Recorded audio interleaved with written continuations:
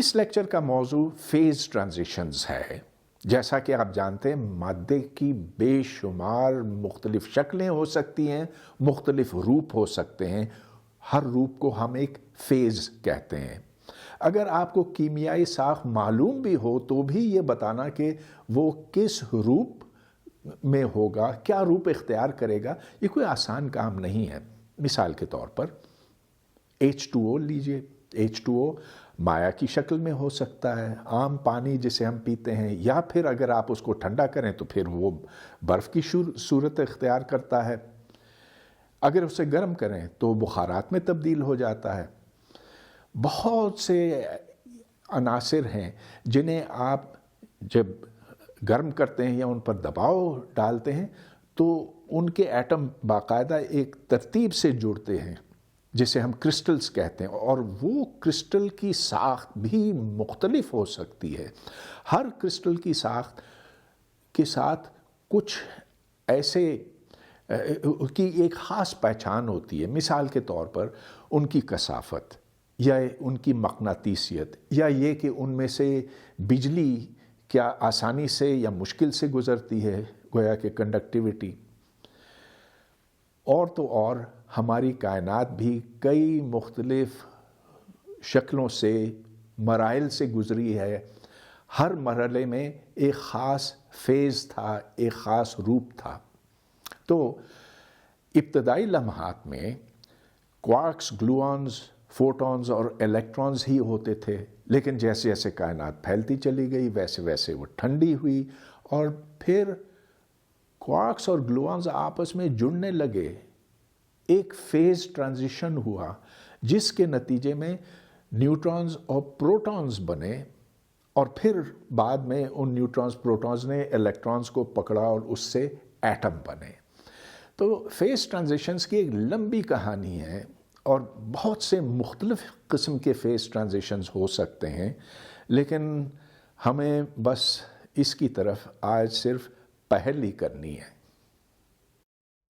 روپ یا حالت کی تبدیلی کی چند مثالیں میں اب پیش کرتا ہوں۔ تو فرض کیجئے کہ کوئی ٹھوس شے ہے، اسے ہم گرمی فراہم کرتے ہیں۔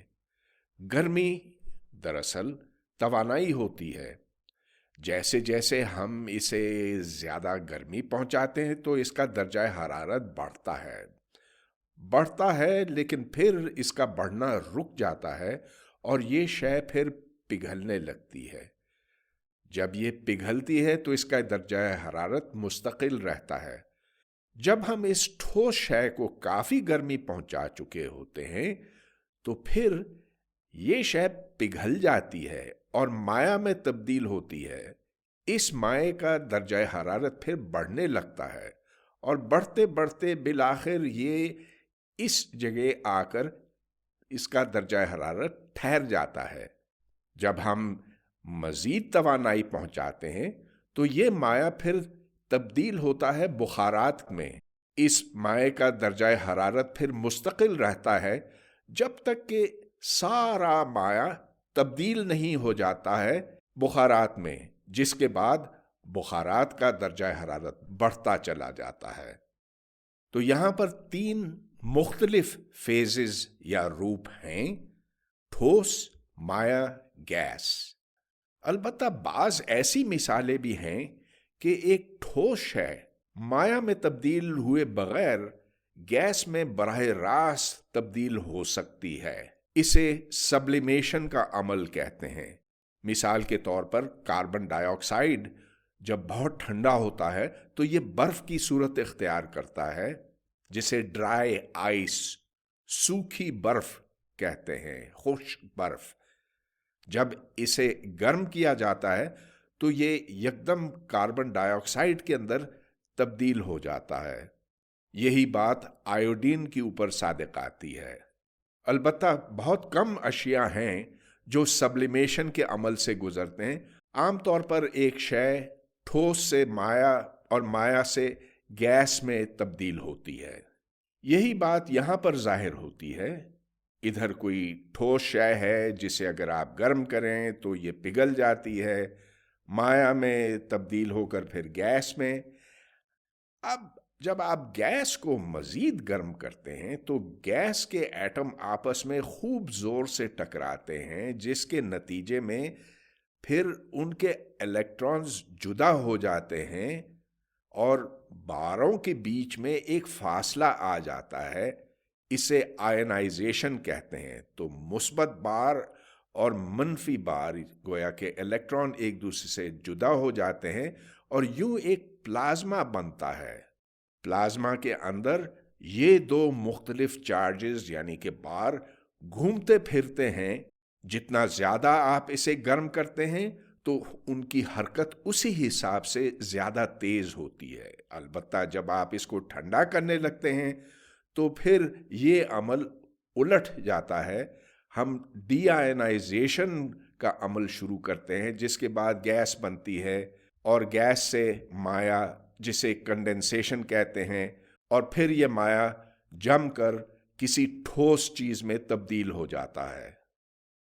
البتہ بعض اشیاء کے لیے، جیسا کہ میں ذکر کر چکا ہوں، ٹھوس شے سبلیمیشن کے عمل سے گیس میں تبدیل ہو سکتا ہے، اور جب گیس کو ٹھنڈا کیا جاتا ہے تو گیس براہ راست ایک ٹھوس شے میں تبدیل ہو جاتی ہے۔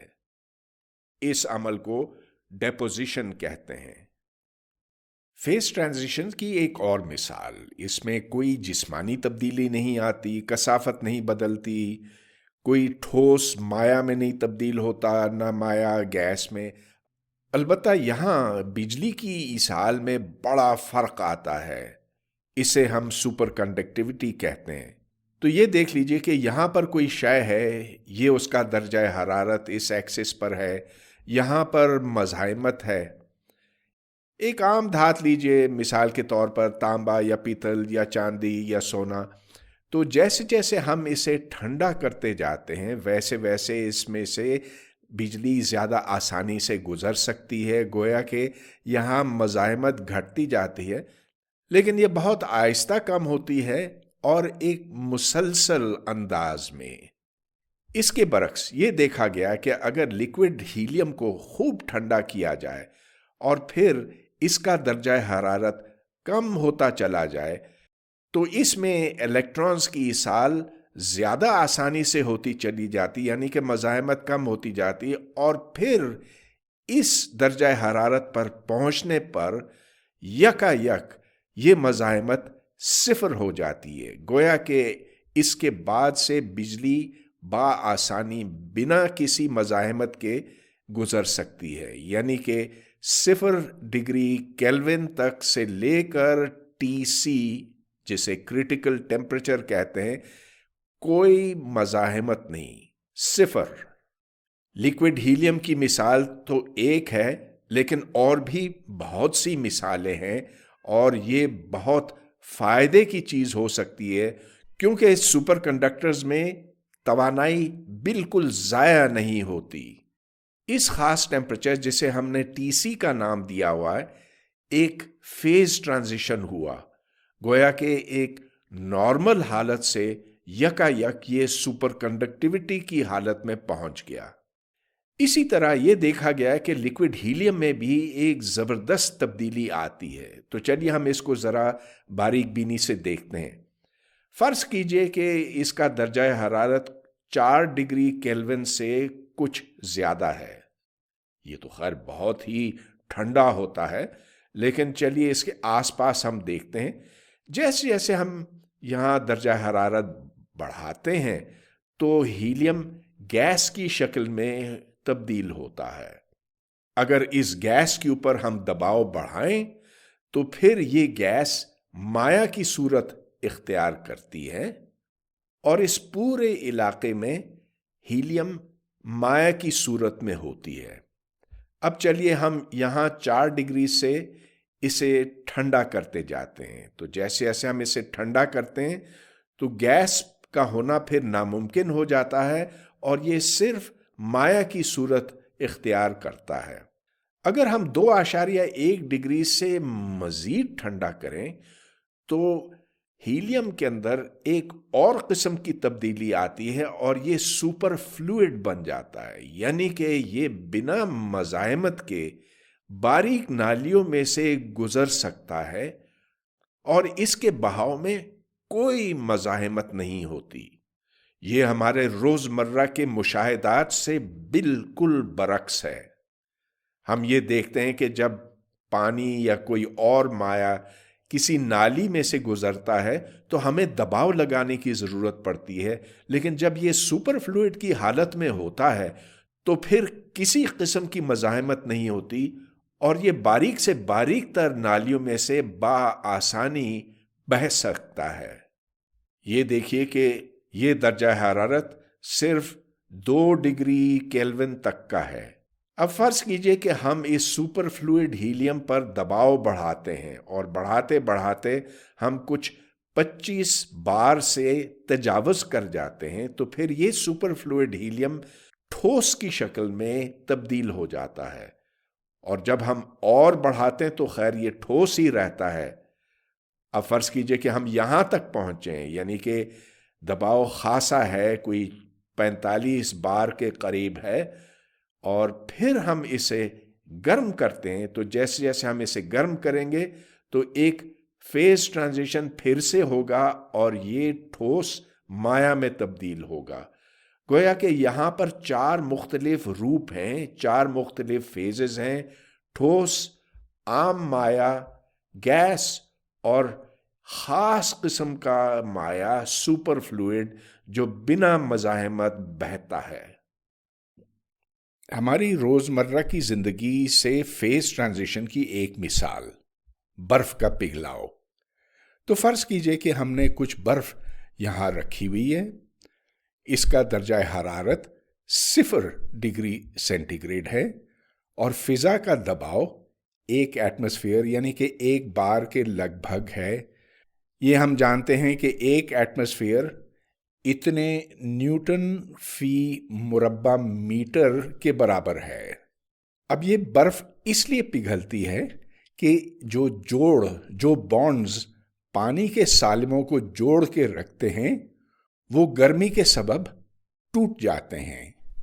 کتنی توانائی درکار ہے ان جوڑوں کو توڑنے کے لیے؟ وہ اس مخفی حرارت یا لیٹنٹ ہیٹ کے برابر ہے۔ تو ایل کی مقدار اتنے کلو کیلوری فی مول کے برابر ہے۔ اس درجہ حرارت اور دباؤ کے حالات میں برف کی کثافت اتنی ہے 0.913 گرام فی سی سی، جبکہ پانی کی کثافت اس سے زیادہ ہے 0.9998 گرام فی سی سی۔ کیا آپ کو تعجب ہے اس بات پہ؟ ہرگز نہیں، اس لیے کہ برف تو پانی کے اوپر تیرتی ہے اور اسی لیے کہ برف کی کثافت پانی سے کم ہے۔ اب فرض کیجئے کہ 1 مول پانی پگھلایا جاتا ہے۔ اب ہم سے پوچھا گیا کہ اس نظام نے کتنا کام کیا۔ کام اس لیے کیا کہ اس برف کے اوپر ہوا کا دباؤ ہے، جب یہ برف پگھلتی ہے تو اس کا حجم تبدیل ہو جاتا ہے۔ گویا کہ فضا کے دباؤ کے خلاف کام اسے کرنا پڑا۔ اس کام کی مقدار اتنی ہے، اسے ہم W کہیں گے، اور یہ دباؤ ضرب حجم میں فرق کے برابر ہے۔ حجم میں فرق آپ کے سامنے ہے، جو پانی کا حجم ہے اس میں سے برف کا حجم تفریق کیا گیا ہے۔ اب باقی کام تو آسان ہو گیا، اس لیے کہ ہم جانتے ہیں کہ پانی کا حجم اس کے برابر ہے۔ 1 مول میں 18 گرام پانی ہوتے ہیں۔ آکسیجن 16 ہے، ہائیڈروجن کے 2 ایٹم ہیں، یعنی کہ 16 جمع 1 جمع 1 18۔ تو 18 گرام کو ہم نے اس کثافت سے تقسیم کیا اور پھر ہمیں اس کو میٹر کی اکائی میں لکھنا ہوگا۔ یاد رہے کہ 1 سی سی 10 طاقت -6 میٹر طاقت 3 کے برابر ہے۔ اسی طرح سے ہم پانی کا حجم نکال سکتے ہیں۔ یہاں 18 گرام ہے لیکن کثافت اس سے زیادہ ہے، چنانچہ یہ حجم اس سے ذرا کم ہوگا۔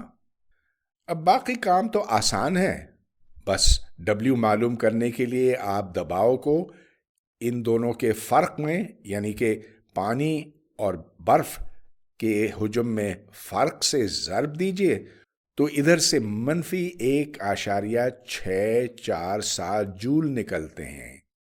منفی اس لیے کہ پانی کا حجم برف کے حجم سے کم ہے۔ گویا کہ اس نظام نے کام نہیں کیا، اس پر کام کیا گیا اور اسی لیے یہاں منفی علامت ہے۔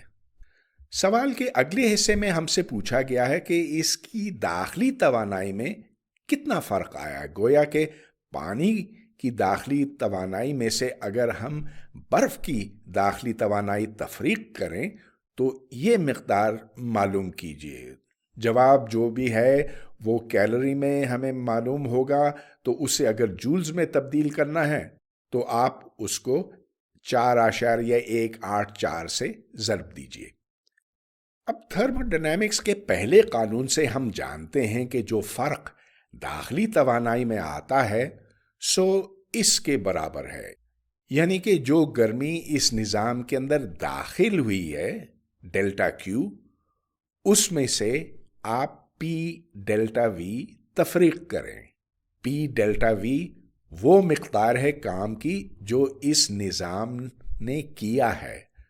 گویا کہ ڈیلٹا یو اس کے برابر ہے، لیکن ڈیلٹا کیو تو مخفی حرارت ہے ایل، جس کی مقدار یہاں پر بتلائی گئی ہے، اور پی ڈی وی تو ہم نے پہلے سے کیلکولیٹ کیا ہوا ہے۔ تو بس اب آپ یہ کر لیجئے کہ ڈیلٹا کیو کی مقدار ڈالیں، ایل کو اب جولز میں تبدیل کرنا ہوگا، لہٰذا 1.436 کو اب اس سے ضرب دینا ہوگا اور یہاں پی ڈی وی شامل کرنا ہے، مگر یاد رہے کہ پی ڈی وی کے ساتھ یہ منفی علامت ہے، تو منفی منفی بنا مثبت اور یہ کل مقدار بنی 6011 جول۔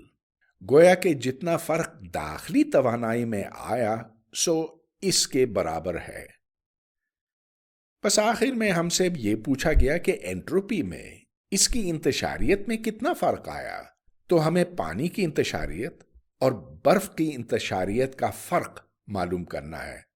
یہ تو بڑا آسان سوال بنا، اس لیے کہ درجہ حرارت میں تو کوئی فرق نہیں آیا۔ جب برف پگھلی تو اس سے جو پانی بنا وہ بھی 0 ڈگری سینٹی گریڈ پر ہے۔ گویا کہ جو ایس میں فرق آیا، جیسے ہم ڈیلٹا ایس کہتے ہیں، وہ ڈیلٹا کیو بٹا ٹی ہے، لیکن ڈیلٹا کیو تو خود یہ مخفی حرارت ہے۔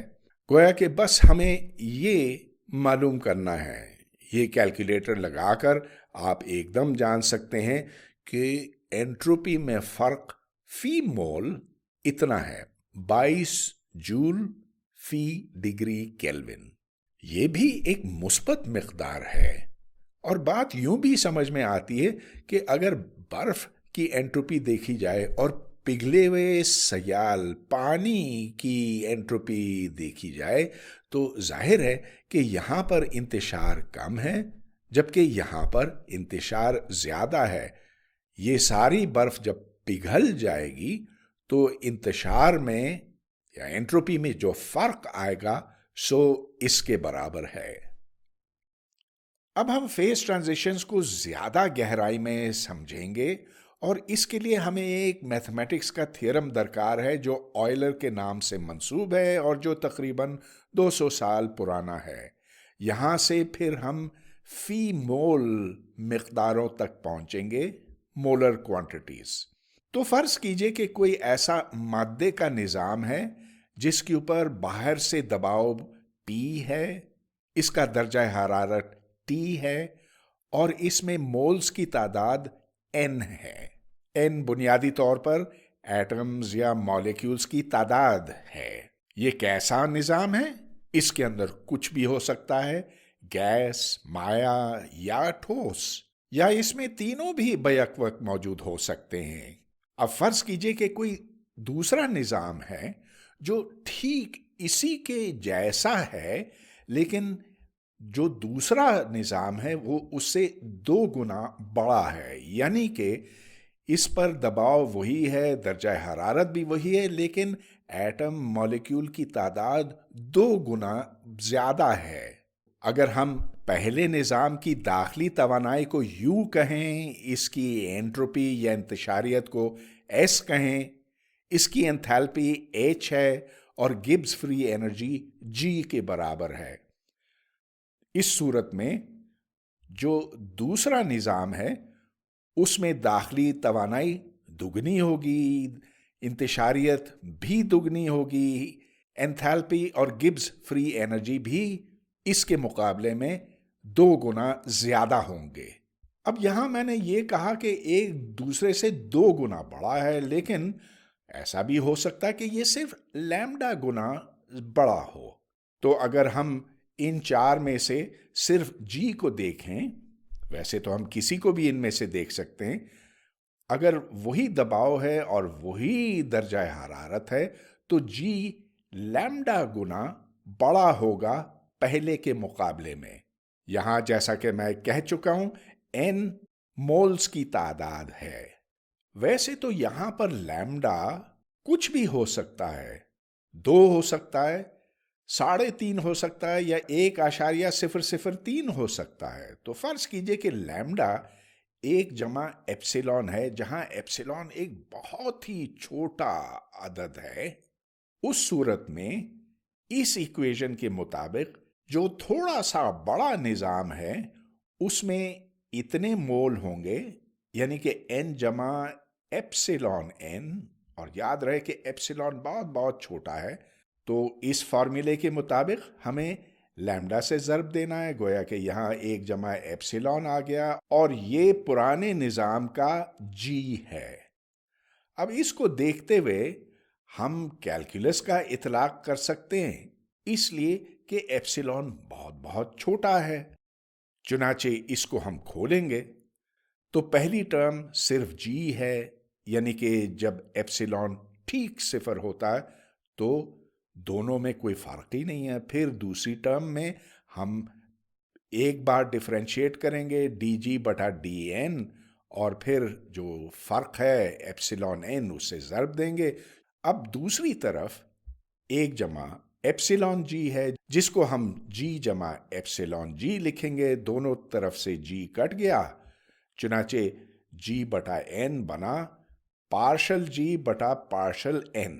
اب ہم پارشل جی بٹا پارشل این کو ایک نیا نام دیں گے، کیمیکل پوٹینشل۔ خیر اتنا نیا بھی نہیں ہے، پہلے بھی آپ دیکھ چکے ہیں کہ ہم نے میو کو ڈیفائن کیا تھا جہاں یہ ڈی یو بٹا ڈی این تھا، اور اصل میں ان 2 ڈیفینیشنز میں کوئی فرق نہیں ہوگا۔ بہرحال میو یہاں پر ڈی جی بٹا ڈی این ہے، اسے ہم کیمیکل پوٹینشل کہہ رہے ہیں۔ اس اصول کا اطلاق تمام ان مقداروں کے اوپر ہوتا ہے۔ اب جی کی مکمل شکل ہمارے سامنے آ گئی۔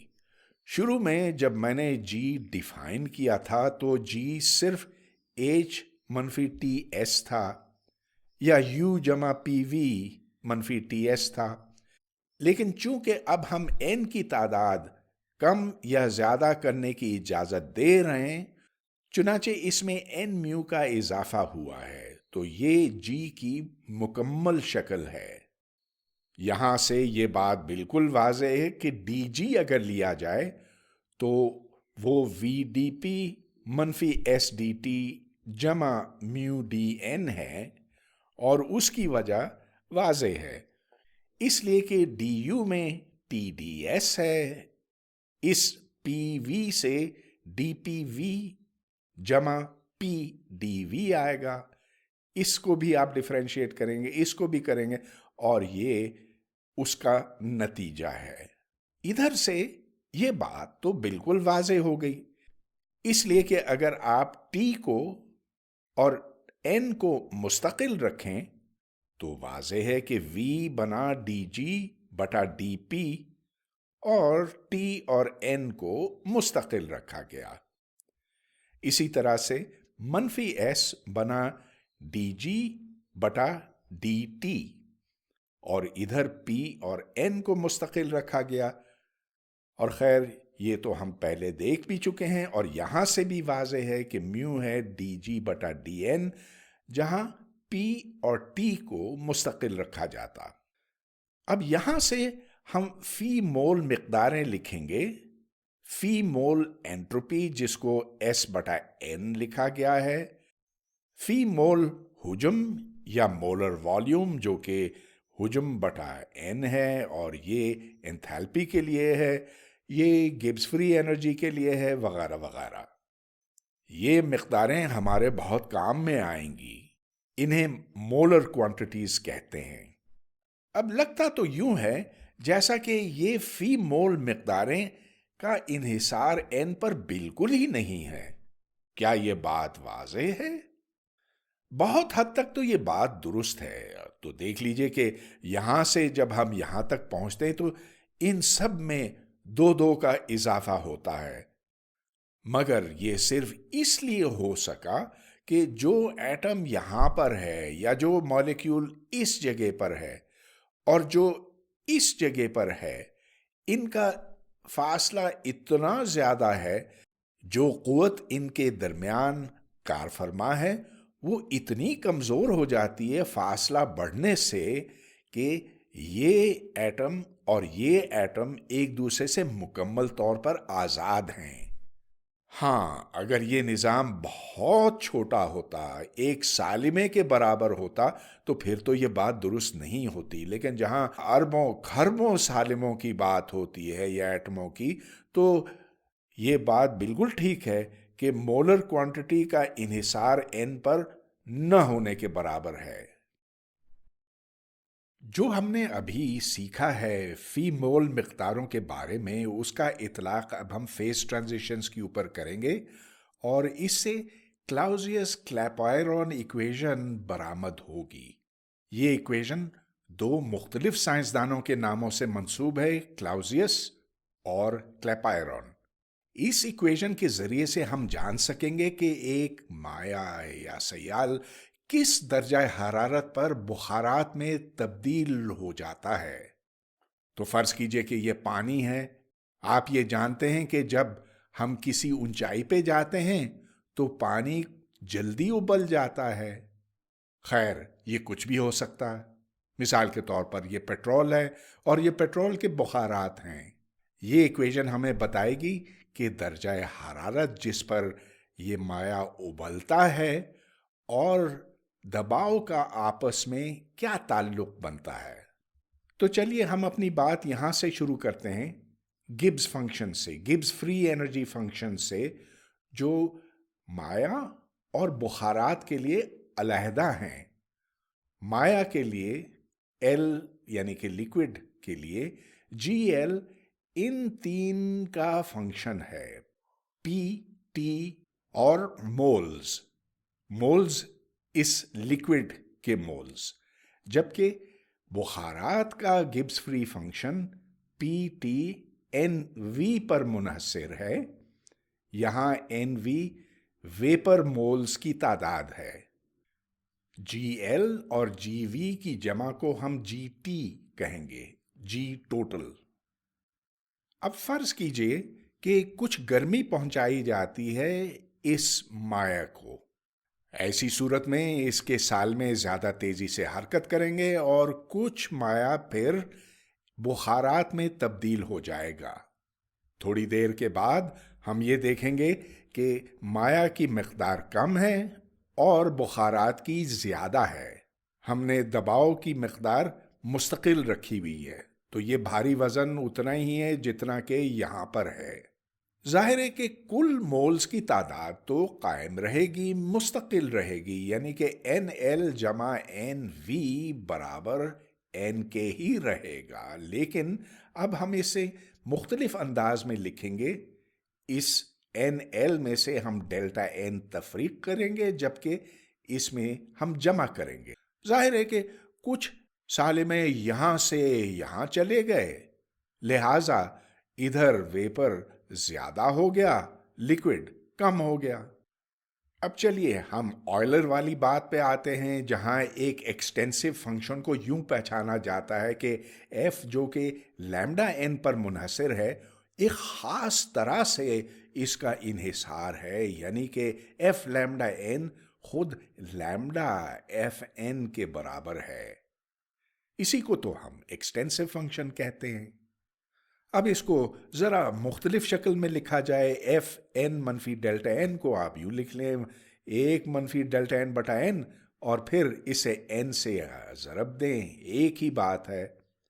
اب یہ اس شکل میں آ گیا، یعنی کہ ایف لیمڈا این برابر ہے لیمڈا ایف این کے، چنانچہ یہ بنا اس کے برابر۔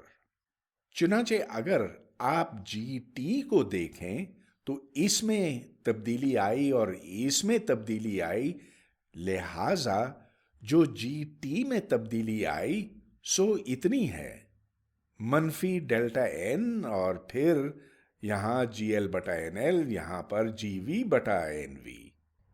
اب چونکہ آپ اس کو اور اس کو فی مول مقداروں میں لکھ سکتے ہیں، تو یہ پھر بنا جی ٹی، اور اس میں یہ ڈیلٹا این اس کو ضرب دیتا ہے۔ ہم نے اس کو یوں اس لیے لکھا کہ اب ہم جو بنیادی اصول ہے اس کو بروئے کار لا سکتے ہیں۔ جب ٹھہراؤ کی حالت ہوتی ہے تو کل جی کی مقدار کم سے کم ہوتی ہے، گویا کہ یہ ٹرم صفر ہوگی، اور اگر یہ صفر ہے تو اس کے معنی یہ کہ جی ایل فی مول برابر ہے جی وی فی مول، یعنی کہ ٹھہراؤ کی حالت میں جو کیمیکل پوٹینشل مائع کا ہے سو بخارات کا ہے۔ ظاہر ہے کہ آپ یہاں سے یہاں تک پہنچیں گے۔ یہ تو ہم جانتے ہیں کہ جی فی مول پی اور ٹی پر منحصر ہے، اور یہی بات اس پر بھی صادق آتی ہے، یعنی کہ جی وی بھی پی اور ٹی ہی پر منحصر ہے۔ ڈی جی ایل یا ڈی جی وی کی مقداریں تو ہم پہلے جان چکے ہیں، نکال چکے ہیں، اور وہ اس کے برابر ہے، گویا کہ حجم فی مول ڈی پی منفی انٹروپی فی مول ڈی ٹی۔ یہ ایل کے لیے تھا، یہی بات وی پر صادق آتی ہے۔ اب کام تو بہت ہی آسان ہو گیا، بلکہ مکمل ہو گیا، اس لیے کہ ڈی جی ایل کو ڈی جی وی کے برابر اب ہم ٹھہرائیں گے، یعنی کہ جب ہم اس ایکویشن پر عمل کریں گے تو اس سے پھر یہ حاصل ہوگا۔ اس کی متبادل شکل یہ ہے، گویا کہ ہم دباؤ اور درجہ حرارت میں جو تعلق ہے وہ اس ایکویشن سے حاصل کرنے میں کامیاب ہو گئے۔ بس اگر آپ اسے ڈیلٹا ایس فی مول کہیں اور اسے ڈیلٹا وی فی مول کہیں تو یہ آ گیا مشہور زمانہ کلاؤزیس کلیپائرون ایکویشن۔ اس کے مطابق ٹھہراؤ کی حالت میں جب آپ درجہ حرارت تھوڑا سا بڑھاتے ہیں تو اس کے حساب سے دباؤ میں جو تھوڑا سا اضافہ ہوتا، دونوں کا تناسب اس کے برابر ہے، یعنی کہ انٹروپی کتنی بڑھی اور اسے پھر آپ حجم کتنا بڑھا اس سے تقسیم کریں گے۔ لکھ تو لیا ہم نے، لیکن اب ہم اس کا اطلاق کیسے کریں؟ اب چلیے ہم اس ایکویشن کو استعمال کرنے کی کوشش کرتے ہیں، اور اس دوران ہمیں کچھ اپنے لیے آسانیاں بھی پیدا کرنی پڑیں گی۔ سب سے پہلے یہ کہ جو انٹروپی میں فرق آتا ہے فی مول، وہ مخفی حرارت بٹا درجہ حرارت ہے۔ یہ بہت ہی معقول بات بنی، اس لیے کہ بخارات اور مائع دونوں کا درجہ حرارت ایک ہی ہے۔ پھر ہم یہ جانتے ہیں کہ بخارات کا حجم کہیں زیادہ ہوتا ہے مائع کے مقابلے میں، گویا کہ ہم مائع کا حجم صفر کے برابر کر سکتے ہیں، اس میں کوئی بہت بڑی غلطی نہیں ہوگی۔ پھر یہ بھی ایک بہت معقول بات ہوگی اگر ہم نے ان بخارات کو ایک مثالی گیس سمجھا، یعنی کہ وہ جس کی ایکویشن پی وی برابر این آر ٹی کے ہے، اور یہ ہم جانتے ہیں کہ جو فی مول हुज्म है, सो यहां से RT बटा P है, इसलिए कि इस V को हमें N से तकसीम करना है। अब ये तीनों बातें हम इस ऊपर वाली इक्वेशन में डालेंगे, जिससे फिर ये हासिल होता है, dP बटा dt बन गया LP बटा RT ताकत 2। डेल्टा S तो L बटा T था, हमने VL को 0 कर दिया था और बस बाकी ये V डाला तो उससे फिर ये हासिल हुआ। ये एक आम फर्स्ट ऑर्डर डिफरेंशियल इक्वेशन है, जिसको हम एक मुतबादल शक्ल में लिख सकते हैं, dP बटा P बराबर L बटा dt बटा T ताकत 2, और बस अब आप दोनों तरफ इसे इंटीग्रेट कीजिए तो यहां से log P आ गया, यहां से मनफी 1 बटा T आया और फिर एक इंटीग्रेशन कांस्टेंट बनता है। इसको आप डिफरेंशिएट कीजिए तो ये C तो ख़त्म हो जाएगा और हम इसी नतीजे पर पहुंचेंगे। लिहाजा ये इस डिफरेंशियल इक्वेशन का हल है। अब आप चाहें तो इसको एक बेहतर शक्ल में लिख लें और इससे फिर हमें पता चलता है कि P बदलता है T के हिसाब से इस खास अंदाज में। तो ये क्लाउसियस-क्लैपेरॉन इक्वेशन का सॉल्यूशन है, बशर्ते कि यहाँ पर माया हो, यहाँ पर बुखारात हों और जो यहाँ हमने अपने लिए आसानियाँ पैदा की हैं वो हकीकत से ज़्यादा दूर न हो, और दूर हैं भी नहीं। ये एक बहुत ही कारआमद रिश्ता बनता है। एक बात तो आप फौरी तौर पर समझ गए होंगे कि मख्फी हरारत जितनी ज़्यादा होगी, यानी कि जोड़ जितना ज़्यादा मजबूत होंगे, उसी लिहाज से ज़्यादा मुश्किल होगा माया को बुखारात में तब्दील करने में, और दबाव इसीलिए घटेगा L के बढ़ने से। क्लाउसियस-क्लैपेरॉन इक्वेशन तो हमने एक ख़ास निज़ाम के लिए अभी इस्तेमाल किया, यानी कि वो जिसमें बुखारात और माया मौजूद हैं बैक वक्त, लेकिन इसका इतलाक ज़्यादा पेचीदा निज़ामों पर भी होता है। मिसाल के तौर पर यह एक निज़ाम है जिसमें ठोस, माया और गैस बैक वक्त मौजूद हो सकते हैं। तो चलिए हम यहाँ से शुरू करते हैं। दर्जा हरारत इतना है, दबाव न होने के बराबर है, गोया कि ये निज़ाम गैस की सूरत इख्तियार करता है।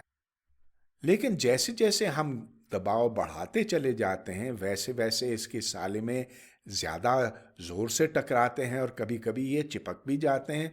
चुनाचे एक ख़ास दबाव के बाद, यानी कि यहाँ पर ये माया में तब्दील होने लगता है। अब फ़र्ज़ कीजिए कि हम यहाँ पर हैं और ये माया की सूरत में हैं।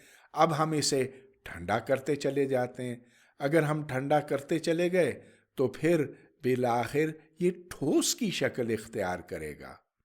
अगर हमने इस ठोस शय पर दबाव कम करना शुरू किया, तो अगर हम कम करते चले गए और इस जगह पहुंचे, तो ये हो सकता है कि गैस में तब्दील हो जाए, जिस अमल का मैंने पहले जिक्र किया था, यानी कि सब्लिमेशन, जिससे ठोस गैस में तब्दील हो जाता है, या डेपोजिशन जिससे गैस ठोस में तब्दील हो जाती है, या यहाँ पर जब आप ठोस को गर्म करते हैं तो वो पिघल जाता है, ठंडा करते हैं तो ये जम जाता है।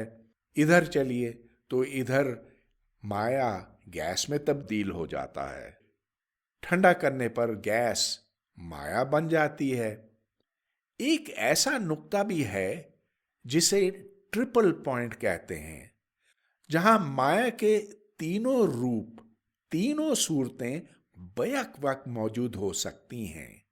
अब क्लाउसियस-क्लैपेरॉन इक्वेशन जो यहां पर लिखी हुई है, जो बराबर है डेल्टा S बटा डेल्टा V फी मोल के, इससे हमें यह पता चलता है कि यहां पर जो ढलवान है सो इसके बराबर है। यानी कि अगर हम एक टेंजेंट बनाएं इस नुक्ते पर, तो उसका ढलवान इसके बराबर है।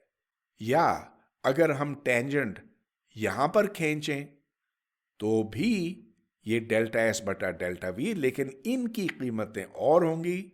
और अगर हम यहां पर टेंजेंट खींचें तो खैर इधर भी इसकी कीमत मुख्तलिफ होगी। इसकी एक अच्छी मिसाल कार्बन डाइऑक्साइड की है, जिसमें मुख्तलिफ फेजेस होते हैं, मुख्तलिफ रूप होते हैं, ठोस, माया, बुखारात, और यहां एक और फेज है जिसका मैं बाद में जिक्र करूंगा।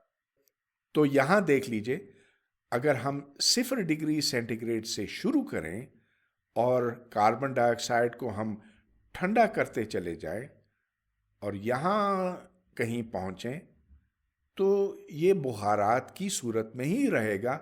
लेकिन अगर हम दबाव बढ़ाते हैं और बढ़ाते हैं तो फिर ये माया की सूरत इख्तियार करेगा और फिर माया से ठोस बन जाएगा। लेकिन अगर दर्जा हरारत फर्ज कीजिए कि -80 डिग्री सेंटीग्रेड है, तो फिर ये बुखारात बराह रास्त ठोस बन जाएंगे, माया के मरहले से ये नहीं गुजरेंगे। यहां भी एक ट्रिपल पॉइंट है। लेकिन अगर आप और आगे चलें, यानी कि इस दर्जा हरारत पर पहुंचें, तो कार्बन डाइऑक्साइड एक ऐसी हालत में आ जाता है जिसमें आप ये नहीं कह सकते कि ये ठोस है या माया है या गैस है। यहां कार्बन डाइऑक्साइड एक इतनी बदनज़मी की सूरत में पहुंच जाता है कि आप कह नहीं सकते कि ये किस हाल में है, ठोस, माया, गैस। कभी ये होता है, कभी वो, और कभी वो। ये खास टर्बुलेंट निज़ाम है। आखिर में मैं मुख्तलिफ किस्म के फेज ट्रांजिशंस में फ़र्क करना चाहूँगा। तो सबसे पहले फर्स्ट ऑर्डर ट्रांजिशंस लीजिए, इसकी वजाहत मैं सबसे पहले करता हूँ। यहाँ पर हुज्म फी मोल है और हम ये देख रहे हैं कि इसका इन्हिसार दर्जा हरारत पे क्या है। तो फ़र्ज़ कीजिए कि हम किसी शय को, मिसाल के तौर पर पानी है, तो पानी को हम गर्म करते चले जाते हैं, इसका हुज्म थोड़ा सा शायद बढ़ता जा रहा है। लेकिन जब हम इस नहज पर पहुंचते हैं, इस ख़ास दर्जा हरारत पर पहुंचते हैं, तो यकायक ये बुखारात में तब्दील हो जाता है, यानी कि हुज्म में बहुत तेज़ी से इजाफा होता है। यहाँ जो तसलसल था सो टूट गया और यकायक हुज्म इधर तक पहुंचा। यही बात हम एस या इंतशारियत के बारे में कह सकते हैं।